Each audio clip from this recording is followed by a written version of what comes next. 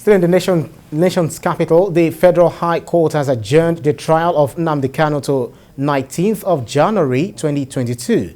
This comes as counsel to Nnamdi Kanu staged a walk-out from the court as DSS operatives denied Mr. Kanu's lawyer from US access to a courtroom.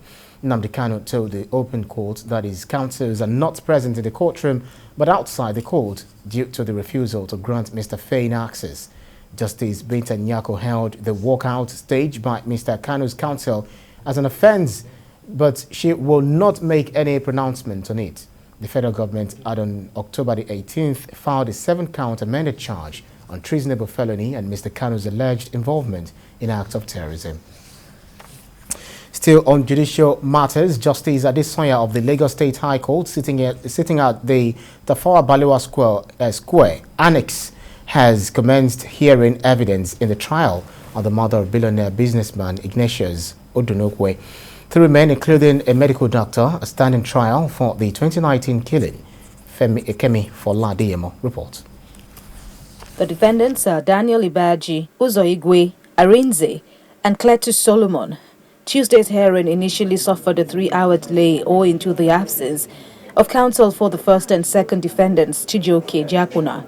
The prosecutor, Olayemi Shofulu, presented the first 2 witnesses in the case. Lawyer Afam Odunukwe told the court that the deceased, Chief Odunukwe, who was his uncle, informed him in November 2019 that one Godwin Okereke, based in Enugu State, had expressed interest in his 10-terrace duplex with an adjoining plot of land located in Abuja to be sold at 900 million naira.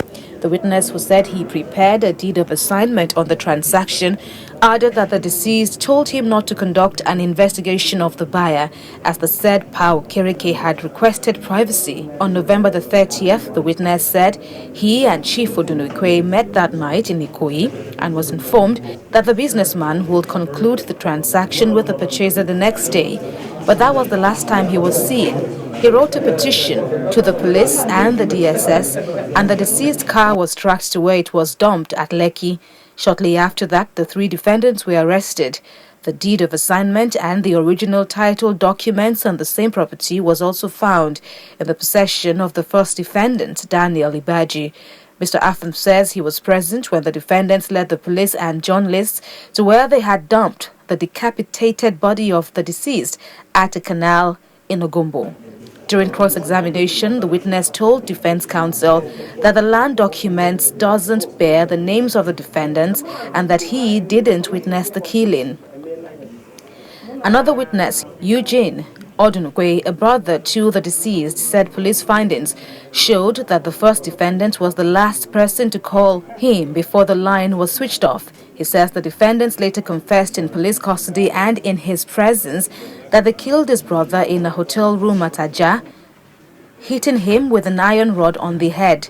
Despite pleas from the deceased to spare his life, he added that the first defendant, who claims to be a medical doctor, allegedly injected him with a deadly dose of diazepam. He was then dismembered and his remains dumped at nightfall. He also told the 2 defense counsel, Mr. Jakuna and Olajide Odusonya, representing the 3rd defendants during cross-examination, that he wasn't there when the police arrested the defendants and that he didn't know if anything transpired between the police and the defendants during investigation. Further hearing was adjourned till December the 6th.